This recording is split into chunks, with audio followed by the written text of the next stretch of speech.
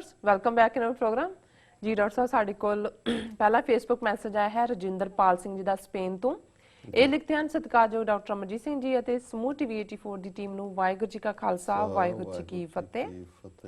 ਬਰਗਾੜੀ ਵਿੱਚ ਸ਼ਹੀਦਾਂ ਦੇ ਭੋਗ ਤੇ ਸੁਣਾਏ ਗਏ 9 ਮਤੇ ਜਿਸ ਕਰਕੇ ਕੌਮ ਵਿੱਚ ਮਾਇੂਸੀ ਦਾ ਮਾਹੌਲ ਬਣਿਆ ਹੋਇਆ ਹੈ, ਪਰ ਹੁਣ ਇੱਕ ਵਾਰ ਫਿਰ ਕੌਮ ਦੀਆਂ ਆਸਾਂ 10 ਨਵੰਬਰ ਨੂੰ ਸੱਦੇ ਸਰਬੱਤ ਖਾਲਸਾ ਉੱਤੇ ਲੱਗੀਆਂ ਹਨ ਕਿ ਸ਼ਾਇਦ ਇਸ ਵਾਰ ਸਾਡੇ ਆਗੂ ਬਰਗਾੜੀ 'ਚ ਲਏ ਗਏ 9 ਮਤੇ ਜਿਨ੍ਹਾਂ ਕਰਕੇ ਮੋਰਚੇ ਨੂੰ ਢਾਲ ਲੱਗੀ ਹੈ ਵਰਗੀ ਗਲਤੀ ਨਹੀਂ ਦੁਹਰਾਉਣਗੇ। ਸਰਬੱਤ ਖਾਲਸਾ ਵਿੱਚ ਲਏ ਜਾਣ ਵਾਲੇ ਮਤਿਆਂ ਵਿੱਚ ਕੁਝ ਸੁਝਾਅ ਦੇਣੇ ਆਪਣੀ ਜ਼ਿੰਮੇਵਾਰੀ ਸਮਝਦਾ ਹਾਂ, ਜਿਵੇਂ ਕਿ ਤਖਤਾਂ ਦੇ ਮੌਜੂਦਾ ਜਥੇਦਾਰ ਤੁਰੰਤ ਸੇਵਾ ਮੁਕਤ ਕੀਤੇ ਜਾਣ ਅਤੇ ਨਵੇਂ ਜਥੇਦਾਰ ਸਾਹਿਬਾਨ ਦੀ ਚੋਣ ਕੀਤੀ ਜਾਵੇ। ਮੌਜੂਦਾ ਕਾਰਜਕਾਰੀ ਸ਼੍ਰੋਮਣੀ ਗੁਰਦੁਆਰਾ ਕਮੇਟੀ ਭੰਗ ਕੀਤੀ ਜਾਵੇ ਅਤੇ ਨਵੀਂ ਕਮੇਟੀ ਦੀ ਚੋਣ ਕਰਵਾਈ ਜਾਵੇ ਅਤੇ ਸੰਗਤ ਨੂੰ ਆਪਣੀ Shiromani Gurdwara committee vote register ਕਰਵਾਉਣ ਲਈ ਜਾਗਰਤ ਕੀਤਾ ਜਾਵੇ। ਪੰਜਾਬ ਮੁੱਖ ਮੰਤਰੀ ਪ੍ਰਕਾਸ਼ ਬਾਦਲ ਤੇ ਸੁਖਬੀਰ ਬਾਦਲ, ਹਰਸਿਮਰਤ ਕੌਰ ਬਾਦਲ ਅਤੇ ਪ੍ਰਧਾਨ ਸ਼੍ਰੋਮਣੀ ਕਮੇਟੀ ਮੱਕੜ ਗੁਰੂ ਅਸਤੀਫਿਆਂ ਦੀ ਮੰਗ ਕਰਕੇ ਇਹਨਾਂ ਨੂੰ ਪੰਥ ਚੋਂ ਛੇਕਿਆ ਜਾਵੇ। ਸ਼੍ਰੋਮਣੀ ਕਮੇਟੀ ਦੇ ਸੰਵਿਧਾਨ ਵਿੱਚ ਲੋੜੀਂਦੀਆਂ ਸੋਧਾਂ ਕੀਤੀਆਂ ਜਾਣ, ਜਿਵੇਂ ਜੇ ਤਖਤਾਂ ਦੇ ਜਥੇਦਾਰਾਂ ਦੁਆਰਾ ਜਾਰੀ ਕੀਤਾ ਹੁਕਮਨਾਮਾ ਸਾਰੇ ਸਿੱਖ ਜਗਤ ਲਈ ਮੰਨਣਾ ਜ਼ਰੂਰੀ ਹੈ ਤਾਂ ਜਥੇਦਾਰਾਂ ਦੀ ਚੋਣ ਦਾ ਹੱਕ ਵੀ ਸਾਰੇ ਦੇਸ਼ ਵਿਦੇਸ਼ ਦੀ ਸੰਗਤ ਨੂੰ ਬਰਾਬਰ ਹੋਣਾ ਚਾਹੀਦਾ ਹੈ। ਜਥੇਦਾਰਾਂ ਦਾ ਕਾਰਜਕਾਲ ਵੀ ਨਿਸ਼ਚਿਤ ਹੋਣਾ ਚਾਹੀਦਾ ਹੈ। ਸਹੀ ਸੇਵਾ ਨਿਭਾਉਣ ਵਾਲੇ ਸਿੰਘ ਨੂੰ ਨਵੀਂ ਚੁਣੀ ਕਮੇਟੀ ਦੀ ਸਹਿਮਤੀ ਨਾਲ ਅਗਲੇ ਕਾਰਜਕਾਲ ਲਈ ਵੀ ਚੁਣਿਆ ਜਾ ਸਕਦਾ ਹੋਵੇ ਤੇ ਜੇਕਰ ਤਖਤਾਂ ਦੇ ਜਥੇਦਾਰ ਜਾਂ ਸ਼੍ਰੋਮਣੀ ਗੁਰਦੁਆਰਾ ਕਮੇਟੀ ਅੰਮ੍ਰਿਤਸਰ, ਦਿੱਲੀ, ਹਰਿਆਣਾ ਅਤੇ ਹੋਰ ਸਭ ਕਮੇਟੀਆਂ ਦੇ ਪ੍ਰਧਾਨ ਕਿਸੇ ਕਿਸਮ ਦਾ ਵੀ ਫੈਸਲਾ ਲੈਂਦੇ ਹਨ ਅਤੇ ਉਹ ਫੈਸਲਾ ਜੇਕਰ ਪੰਥ ਦੇ ਹਿੱਤ ਵਿੱਚ ਨਾ ਹੋਵੇ ਤੇ ਪੰਥ ਉਸ ਫੈਸਲੇ ਦਾ ਵਿਰੋਧ ਕਰਦਾ ਹੈ ਤਾਂ ਅਕਾਲ ਤਖਤ ਸਾਹਿਬ ਦੇ 5 ਪਿਆਰਿਆਂ ਨੂੰ ਗੁਰਮਰਿਆਦਾ ਅਨੁਸਾਰ ਤਖਤਾਂ ਦੇ ਜਥੇਦਾਰਾਂ ਤੇ ਸ਼੍ਰੋਮਣੀ ਕਮੇਟੀ ਦੇ ਮੈਂਬਰਾਂ ਨੂੰ ਬਰਖਾਸਤ ਕਰਨ ਅਤੇ ਪੰਥ ਚੋਂ ਛੇਕਣ ਦਾ ਪੂਰਾ ਅਧਿਕਾਰ ਹੋਵੇ। ਸ਼੍ਰੋਮਣੀ ਗੁਰਦੁਆਰਾ ਕਮੇਟੀ ਅੰਮ੍ਰਿਤਸਰ, ਦਿੱਲੀ, ਹਰਿਆਣਾ ਅਤੇ ਹੋਰ ਸਬ ਕਮੇਟੀਆਂ ਦੀ ਆਪਣੀ ਵੈਬਸਾਈਟ ਬਣੀ ਹੋਵੇ ਜਿਸ ਵਿੱਚ ਕਮੇਟੀ ਦੀ ਆਮਦਨ ਖਰਚ ਦਾ ਪੂਰਾ ਹਿਸਾਬ ਕਿਤਾਬ ਲਿਖਿਆ ਅਤੇ ਚੱਲ ਰਹੇ ਪ੍ਰਬੰਧ ਬਾਰੇ ਪੂਰੀ ਡਿਟੇਲ ਲਿਖੀ ਹੋਵੇ। ਇੱਕ ਵਾਰੀ ਬਣਿਆ ਸ਼੍ਰੋਮਣੀ ਗੁਰਦੁਆਰਾ ਕਮੇਟੀ ਮੈਂਬਰ ਦੁਬਾਰਾ ਚੋਣ ਨਾ ਲੜ ਸਕਦਾ ਹੋਵੇ। ਅਗਲੀ ਵਾਰ ਹੋਰ ਸਿੱਖ ਸੰਗਤ ਨੂੰ ਸੇਵਾ ਦਾ ਮੌਕਾ ਦਿੱਤਾ ਜਾਣਾ ਚਾਹੀਦਾ ਹੈ। ਜੀ ਡਾਕਟਰ ਸਾਹਿਬ ਡਾਕਟਰ ਸਾਹਿਬ ਇੱਕ ਹੋਰ ਹੈ ਗਿਆ ਸ਼੍ਰੋਮਣੀ ਗੁਰਦੁਆਰਾ ਕਮੇਟੀ ਭਾਰਤ ਦੇ ਸੰਵਿਧਾਨ ਤੋਂ ਰਹਿਤ ਹੋਵੇ। ਜੀ ਡਾਕਟਰ ਸਾਹਿਬ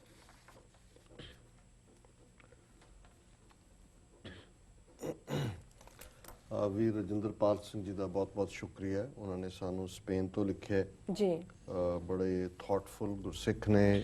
ਪਹਿਲਾਂ ਵੀ ਇਹਨਾਂ ਨੇ ਇੱਕਦਮ ਬਾਅਦ ਆਪਣਾ ਬਰਗਾੜੀ ਇਕੱਠ ਬਾਰੇ ਜਿਹੜਾ ਐਨਾਲਿਸਿਸ ਦਿੱਤਾ ਸੀ। ਅੱਜ ਸਾਰੇ ਪੰਥਕ ਹਲਕਿਆਂ ਦੇ ਵਿੱਚ ਹੀ ਭਾਈ ਗਜਿੰਦਰ ਸਿੰਘ ਉਹਨਾਂ ਨੇ ਲਿਖਿਆ, ਅਸੀਂ ਵੀ ਚਰਚਾ ਕੀਤੀ ਜੀ। ਪਰ ਅੱਜ ਆਲਮੋਸਟ ਹਰ ਕੋਈ ਇਸ ਕਨਕਲੂਜਨ ਤੋਂ ਹੀ ਪਹੁੰਚਿਆ ਹੈ। ਹਾਲਾਂਕਿ ਇਨੀਸ਼ੀਅਲੀ ਕੁਝ ਘਬਰਾ ਰਹੇ ਸੀ ਕਿ ਜੀ ਕੱਲ ਨੂੰ ਕੋਈ ਇਹ ਨਾ ਕਹੇ ਕਿ ਜੀ ਇਹਨਾਂ ਨੇ ਪੰਥਕ ਏਕਤਾ ਤੋੜ ਦਿੱਤੀ, ਪਰ ਅੱਜ ਗੱਲ ਜ਼ਾਹਰ ਹੈ ਕਿ ਵੀ ਭਾਵੇਂ ਤਕਰੀਰਾਂ ਉੱਥੇ ਸਾਡਿਆਂ ਨੇ ਵੀ ਕੀਤੀਆਂ, ਭਾਵਕ ਵੀ ਹੋਈਆਂ, ਖਾਲਿਸਤਾਨ ਦੀ ਗੱਲ ਵੀ ਕਿਤੇ ਨਾ ਕਿਤੇ ਹੋਈ, ਪਰ ਜਿਵੇਂ ਅੰਗਰੇਜ਼ੀ 'ਚ ਕਹਿੰਦੇ ਨੇ ਕਿ ਦੇ ਕੈਰੀਡ ਦਾ ਡੇ ਜੀ ਕਿ ਉਹਨਾਂ ਨੇ ਜਿਹੜਾ ਉਹ ਰਮਾਲੀ ਉਹਨਾਂ ਨੇ ਲਈ।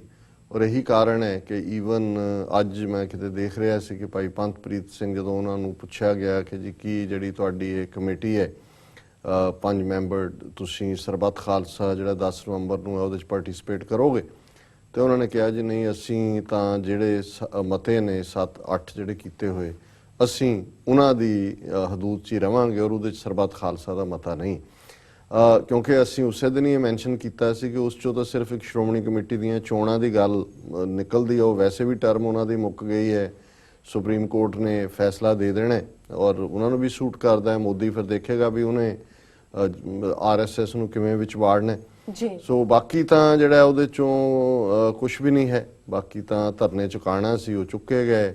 ਜਿਹੜੀ ਬੇਅਦਬੀ ਹੈ ਗੁਰੂ ਗ੍ਰੰਥ ਸਾਹਿਬ ਦੀ ਉਹ ਲਗਾਤਾਰ ਜਾਰੀ ਹੈ। ਆਦਮਪੁਰ ਦੀ ਅਸੀਂ ਗੱਲ ਕੀਤੀ ਸੀ, ਅੱਜ ਸੀ ਕਿ ਜੈਤੋ ਦੇ ਨੇੜੇ ਇੱਕ ਪਿੰਡ ਦੇ ਵਿੱਚ ਔਰ ਉਹ ਸੀ ਕਿ ਜੀ ਸ਼ਾਰਟ ਸਰਕਟ ਨਾਲ ਗੁਰੂ ਗ੍ਰੰਥ ਸਾਹਿਬ ਦੀ ਪਾਲਕੀ ਔਰ ਦੂਜਾ ਜਿਹੜਾ ਹੈ ਉਹ ਸੜ ਗਏ। ਹਾਲਾਂਕਿ ਜੀ ਗੁਰਦੁਆਰੇ ਦੇ ਬਾਹਰ ਪਹਿਰੇ ਤੇ ਸੀ। ਸੋ ਹੁਣ ਸ਼ਾਰਟ ਸਰਕਟ ਕਿਵੇਂ ਹੋ ਰਿਹਾ, ਕੌਣ ਸਰਕਟ ਕਰ ਰਿਹਾ, ਕੀ ਹੈਗਾ, ਸੋ ਉਹ ਪਾਰਟ ਜਾਰੀ ਹੈ। ਲੇਕਿਨ ਇਹਨਾਂ ਨੇ ਹੁਣ ਰਾਦਰ ਕਿੱਥੇ ਸਾਰੇ ਪੰਥ ਦਾ ਧਿਆਨ ਇਹਨਾਂ ਦੇ ਇਸ ਸਾਰੇ ਧੱਕੇ ਵੱਲ ਸੀ।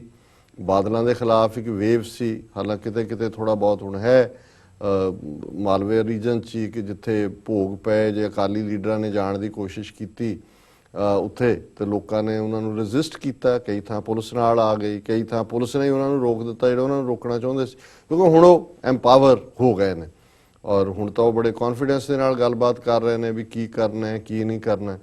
ਤੇ ਦੂਜੇ ਪਾਸੇ ਸਰਬੱਤ ਖਾਲਸਾ 10 ਨਵੰਬਰ ਦੇ ਹਵਾਲੇ ਨਾਲ ਅੱਜ ਹੀ ਟ੍ਰਿਬਿਊਨ ਦੇ ਵਿੱਚ ਵੀ ਸਟੋਰੀ, ਅਜੀਤ 'ਚ 2-3 ਸਟੋਰੀ ਸੀ ਉਹਨਾਂ ਦੇ ਨੁਮਾਇੰਦੇ ਦੀਆਂ, ਇਹ ਦੱਸਣ ਦੇ ਲਈ ਕਿ ਜੀ ਜਿਹੜੇ ਮੈਜੋਰਿਟੀ ਸਿੱਖ ਨੁਮਾਇੰਦੇ ਨੇ ਉਹਦੇ 'ਚ ਕੋਟ ਕੀਤਾ ਆਰਡਰ ਨੂੰ। ਉਹਨਾਂ ਨੇ ਕਿਹਾ ਜੀ ਨਹੀਂ ਉਹਦਾ ਪ੍ਰੋਵੀਜ਼ਨ ਇਹ ਹੈ, ਈਵਨ ਹਰਨਾਮ ਸਿੰਘ ਧੁੰਮਾ ਜਿਹੜਾ ਕਿ ਹੁਣ ਬਿਲਕੁਲ ਇਸ ਵੇਲੇ ਨੂੰ ਲੱਗਦਾ ਵੀ ਜਿਹੜੇ ਨਵੇਂ ਜਥੇਦਾਰ ਲਾਣੇ ਨੇ ਬਾਦਲ ਨੇ ਉਹਨਾਂ 'ਚ ਉਹਨਾਂ ਦਾ ਫੇਅਰ ਸ਼ੇਅਰ ਹੋਏਗਾ।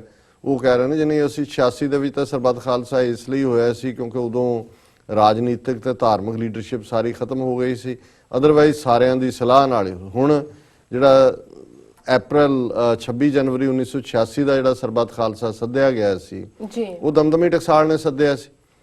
ਸੋ ਜ਼ਾਹਰ ਹੈ ਕਿ ਔਰ ਉਹਦੇ ਜਿਹੜੇ ਖਾਲਿਸਤਾਨ ਦੀ ਫਿਰ ਡੈਕਲੇਰੇਸ਼ਨ ਹੋਈ 29 ਅਪ੍ਰੈਲ 1986 ਨੂੰ, ਉਹਦੇ 'ਚ ਵੀ ਇਹ ਹਵਾਲਾ ਦਿੱਤਾ ਹੋਇਆ ਕਿ ਦਮਦਮੀ ਟਕਸਾਲ ਵੱਲੋਂ ਸੱਦੇ 26 ਜਨਵਰੀ 1986 ਦੇ ਸਰਬੱਤ ਖਾਲਸਾ ਅੱਗੇ ਉਸ ਦੀ ਇਬਾਰਤ ਹੈ। ਸੋ ਜ਼ਾਹਰ ਹੈ ਕਿ ਜਿਹੜੀ ਗੱਲ ਜਦੋਂ ਤੁਹਾਨੂੰ ਸੂਟ ਕਰਦੀ ਹੈ ਉਦੋਂ ਕਹਿ ਦਿਓ ਕਿ ਜੀ ਇਹ ਸਾਡਾ ਜਿਹੜਾ ਹੈ ਉਹ ਕੋਈ ਚੋਇਸ ਨਹੀਂ ਸੀ, ਤੇ ਅੱਜ ਜੇ ਕੋਈ ਹੋਰ ਗੱਲ ਕਰਨਾ ਚਾਹੁੰਦਾ ਫਿਰ ਤੁਸੀਂ ਸਾਰੇ ਵਿਧੀ ਵਿਧਾਨ ਕੱਢ ਲਓ। ਹਾਲਾਂਕਿ ਇਹਦੇ 'ਚ ਕੋਈ ਸ਼ੱਕ ਨਹੀਂ ਹੈ, ਅਸੀਂ ਇਸ ਦੇ ਉੱਤੇ ਐਕਸਕਲੂਸਿਵ ਗੱਲਬਾਤ ਕੀਤੀ ਹੈ ਕਿ ਵੀ ਜਿਹੜਾ ਸਰਬੱਤ ਖਾਲਸਾ ਦਾ ਓਵਰਆਲ ਵੇ ਹੈ, ਕਿਵੇਂ ਇਹ 30 ਮਿਲੀਅਨ ਸਿੱਖਾਂ ਦਾ ਇੱਕ ਰਿਪਰੈਜ਼ੈਂਟੇਟਿਵ ਪਾਰਟ, ਭਾਵੇਂ ਉਹ ਇੱਕ ਸਿੱਖ ਪਾਰਲੀਮੈਂਟ ਦੇ ਰੂਪ 'ਚ ਫਾਰਮ ਹੋਏ ਜਾਂ ਕੋਈ ਹੋਰ ਨਾਂ ਰੱਖਿਆ ਜਾ ਸਕਦਾ, ਵੀ ਇਵੇਂ ਹੋਣਾ ਚਾਹੀਦਾ।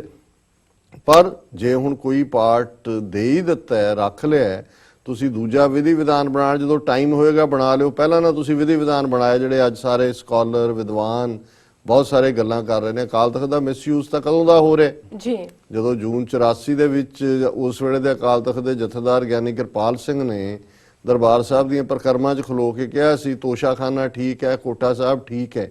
ਲੇਕਿਨ ਮੈਂ ਇਹ ਦੇਖ ਰਿਹਾ ਵੀ ਜਿਸ ਤਰੀਕੇ ਦੀ ਹੁਣ ਈਵਨ ਡਿਬੇਟ ਸਰਬੱਤ ਖਾਲਸਾ ਦੇ ਹਵਾਲੇ ਨਾਲ ਚੱਲ ਪਈ ਹੈ, ਉਹਦੇ 'ਚ ਅਸੀਂ ਇੱਕ ਦੂਸਰੇ ਦੇ ਨਾਲ ਹੀ ਉਲਝਾਂਗੇ ਔਰ ਬਹੁਤ ਸਾਰਿਆਂ ਦਾ ਔਰ ਮੀਡੀਆ ਦਾ ਹੁਣ ਜ਼ੋਰ ਹੈ ਵੀ ਇਹਨੂੰ ਡਿਸਕ੍ਰੈਡਿਟ ਕੀਤਾ ਜਾਏ, ਨਾ ਹੋਏ। ਔਰ ਜਿਵੇਂ ਮੈਂ ਅੱਗੇ ਵੀ ਕਿਹਾ ਸੀ ਉਹਦੇ 'ਚ ਵੀ ਇਹਨਾਂ ਨੇ ਜ਼ਿਕਰ ਕੀਤਾ, ਇਹ ਨੌਬਤ ਹੀ ਨਹੀਂ ਆਣੀ ਕਿ ਸਰਬੱਤ ਖਾਲਸਾ ਉਹਨਾਂ ਤਿੰਨਾਂ ਜਥੇਦਾਰਾਂ ਨੂੰ ਬਰਖਾਸਤ ਕਰਕੇ ਨਵੇਂ ਲਾਏਗਾ, ਕਿਉਂਕਿ ਆਲਰੇਡੀ ਬਾਦਲ ਨੇ ਲਾਈਨ ਅਪ ਕਰ ਲਏ ਹੋਏ ਨੇ, ਨਾਂ ਵੀ ਆ ਰਹੇ ਨੇ। ਮੱਕੜ ਆਪਣਾ ਪੁਸ਼ ਕਰ ਰਿਹਾ ਕਿਹਨੂੰ ਲਾਣਗੇ। ਇਹਨਾਂ ਤਿੰਨਾਂ ਤੋਂ ਗੁਰੂ ਰਾਮਦਾਸ ਜੀ ਦਾ ਪ੍ਰਕਾਸ਼ ਪੁਰਬ ਅੱਜ ਉੱਥੇ ਹੋ ਗਿਆ। ਅਸੀਂ ਆਲਰੇਡੀ 9 ਅਕਤੂਬਰ ਨੂੰ ਹੀ ਜ਼ਿਕਰ ਕੀਤਾ ਸੀ ਕਿਉਂਕਿ ਨਾਨਕਸ਼ਾਹੀ ਕੈਲੰਡਰ ਮੁਤਾਬਕ ਉਹ ਹੈ।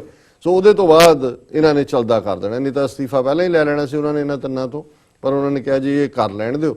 ਸੋ ਇਸ ਹਵਾਲੇ ਨਾਲ ਹੀ ਉਹਨਾਂ ਨੇ ਵੀਰ ਰਜਿੰਦਰਪਾਲ ਸਿੰਘ ਜੀ ਨੇ 10 ਨਵੰਬਰ ਦੇ ਸਰਬੱਤ ਖਾਲਸਾ ਦੇ ਲਈ ਗੱਲ ਕੀਤੀ ਹੈ ਵੀ ਕੁਝ ਮਤਿਆਂ ਤੇ ਸੁਝਾਅ ਹੋ ਸਕਦੇ ਨੇ ਕਿ ਇਹਨਾਂ ਜਥੇਦਾਰਾਂ ਨੂੰ ਸੇਵਾ ਮੁਕਤ ਕੀਤਾ ਜਾਏ, ਅੰਤਰੰਗ ਥਾਪੇ ਜਾਣ, ਦੂਜੇ SGPC ਭੰਗ ਕੀਤੀ ਜਾਏ, ਵੋਟਾਂ ਲਈ ਜਿਹੜੀ ਆ ਜਾਗਰਤੀ ਕੀਤੀ ਜਾਏ। ਦੇਖੋ ਇਹ ਸੁਝਾਅ ਤਾਂ ਚੰਗੇ ਨੇ, ਪਰ ਸਾਡੇ ਕੋਲ ਹੱਕ ਹੀ ਨਹੀਂ ਹੈ ਜਦੋਂ ਇੱਕ ਪਾਸੇ ਇੱਕ ਵੱਡਾ ਤਬਕਾ ਜੇ 50,000 ਸਿੱਖਾਂ ਦਾ ਮੈਂਡੇਟ ਲੈ ਕੇ ਇੱਕ ਜਿਹੜਾ ਗਰੁੱਪ ਅੱਗੇ ਆਂਦਾ ਹੈ, ਉਹ ਕਹਿੰਦਾ ਜੀ SGPC ਚੋਣਾਂ ਕਰਾਓ। ਹੁਣ ਚੋਣਾਂ ਜਦ ਤੁਸੀਂ ਭੰਗ ਕਰਦੇ ਹੋ, ਚੋਣਾਂ ਫਿਰ ਉਸੇ ਸਿਸਟਮ ਦੇ ਥੱਲੇ, ਹਾਲਾਂਕਿ ਇੱਕ ਉਹਨਾਂ ਨੇ ਕਿਹਾ ਕਿ SGPC ਫ੍ਰੀ ਹੋਏ ਸਰਕਾਰੀ ਕੰਟਰੋਲ ਤੋਂ, ਜਦੋਂ ਸਰਕਾਰੀ ਕਾਨੂੰਨ ਦੇ ਥੱਲੇ ਵੋਟਾਂ, ਇਲੈਕਸ਼ਨ ਕਮਿਸ਼ਨਰ, ਦੂਜਾ ਅਸੀਂ ਕਿਵੇਂ ਉਹਨੂੰ ਫ੍ਰੀ ਕਰਾ ਲਾਂਗੇ। ਹੁਣ ਉਹਦੇ 'ਚ ਉਹਨਾਂ ਨੇ ਜਿਹੜਾ ਬਾਦਲਾਂ ਤੋਂ ਅਸਤੀਫੇ ਲਓ, ਉਹਨਾਂ ਨੂੰ ਛੇਕੋ, ਤਾਂ ਆਲਰੇਡੀ ਬਾਹਰ ਚਲੋ ਚੰਗੀ ਗੱਲ ਹੈ, ਇੱਕ ਵੇਵ ਬਣੀ ਹੈ ਇਹਨਾਂ ਸਾਰਿਆਂ ਨੂੰ ਸਣੇ PTC ਦੇ ਬਾਈਕਾਟ ਕਰਨ ਦੀ। ਔਰ ਜਿਵੇਂ ਮੈਂ ਕਿਹਾ ਅਮਰੀਕਾ ਕੈਨੇਡਾ ਦੇ ਗੁਰਦੁਆਰਾ ਕਮੇਟੀਆਂ ਦੇ ਨੁਮਾਇੰਦਿਆਂ ਔਰ ਸਿੱਖ ਜਥੇਬੰਦੀਆਂ ਦਾ ਇੱਕ ਇਕੱਠ ਜਾਂ ਮੀਟਿੰਗ ਸੈਚਰਡੇ ਜਿਹੜੀ ਹੈ ਉਹ 11 ਤੋਂ 2-3 ਵਜੇ ਤੱਕ ਹੋਣੀ ਹੈ। ਉਹਦੇ 'ਚ ਕੈਨੇਡਾ ਤੋਂ ਵੀ ਆ ਰਹੇ ਨੇ ਨੁਮਾਇੰਦੇ, ਉਹਦੇ 'ਚ ਗੱਲਬਾਤ ਹੋਏਗੀ ਵੀ ਇੱਥੋਂ ਇਹਨਾਂ ਦੇ ਸੁਝਾਅ ਮੈਂ ਜ਼ਰੂਰ ਨਾਲ ਵੀ ਲੈ ਲਾਂਗਾ, ਉਸ ਥਾਂ ਦੇ ਉੱਤੇ ਵੀ ਡਿਸਕਸ ਕੀਤੇ ਜਾਣਗੇ। ਫਿਰ ਉਹਨਾਂ ਨੇ ਕਿਹਾ ਵੀ ਜਿਹੜੇ 5 ਪਿਆਰੇ ਨੇ ਅਕਾਲ ਤਖਤ ਸਾਹਿਬ ਦੇ, ਉਹਨਾਂ ਦਾ ਜਥੇਦਾਰਾਂ ਦਾ ਕਾਰਜਕਾਲ ਨਿਸ਼ਚਿਤ ਹੋਏ, ਤਖਤਾਂ ਦੇ ਜਥੇਦਾਰਾਂ ਦਾ ਜਿਹੜਾ ਕੋਈ ਵੀ ਫੈਸਲਾ ਹੈ ਉਹ ਪੰਥ ਪ੍ਰਵਾਨਿਤ ਹੋਏ, ਨਹੀਂ ਤਾਂ 5 ਪਿਆਰਿਆਂ ਨੂੰ ਜਿਹੜਾ ਉਹ ਹੱਕ ਹੋਏ ਕਿ ਉਹ ਬਰਖਾਸਤ ਕਰਨ ਜਾਂ ਛੇਕਣ। ਮੈਂ ਸਮਝਦਾ ਵੀ ਅਸੀਂ ਐਕਸਟਰਾ ਪਾਵਰ ਸੈਂਟਰ ਹੋਰ ਕ੍ਰੀਏਟ ਨਾ ਕਰੀਏ। ਜੀ ਬਿਲਕੁਲ, ਗੁਰੂ ਪੰਥ ਦੇ ਕੋਲ ਤਾਕਤ ਹੈ। ਜੇ ਅਸੀਂ ਸਿੱਖ ਪਾਰਲੀਮੈਂਟ ਜਾਂ 30 ਮਿਲੀਅਨ ਸਿੱਖਾਂ ਦੇ ਜਿਹੜੀ ਹੈ ਨੁਮਾਇੰਦਾ ਕੋਈ ਜਮਾਤ ਖੜੀ ਕਰ ਦਿੰਨੇ ਉਹ ਆਲ ਪਾਵਰਫੁਲ ਹੋਣੀ ਚਾਹੀਦੀ ਹੈ। ਇਹ ਨਾ ਹੋਏ ਵੀ ਅਸੀਂ ਇੱਕ ਪਾਸੇ ਇਹਨਾਂ ਜਥੇਦਾਰਾਂ ਤੋਂ ਛੁਟਕਾਰਾ ਪਾਉਣਾ ਚਾਹੁੰਦੇ ਹਾਂ ਜਿਹੜੇ ਪੋਪ ਬਣ ਕੇ ਬੈਠੇ ਨੇ ਤੇ ਨਵੇਂ ਹੋਰ ਪੋਪ ਬਣਾ ਲਈਏ, ਤੇ ਫਿਰ ਇਹਨਾਂ ਦਾ ਹੀ ਝਗੜਾ ਹੋਏ ਕਿ ਜਥੇਦਾਰ ਅਕਾਲ ਤਖਤ ਤੇ ਉਹ ਵੱਡੇ ਨੇ ਕਿ ਜਿਹੜੇ ਪੰਜ ਪਿਆਰੇ ਅੰਮ੍ਰਿਤ ਛਕਾਉਂਦੇ ਨੇ ਉਹ ਵੱਡੇ ਨੇ।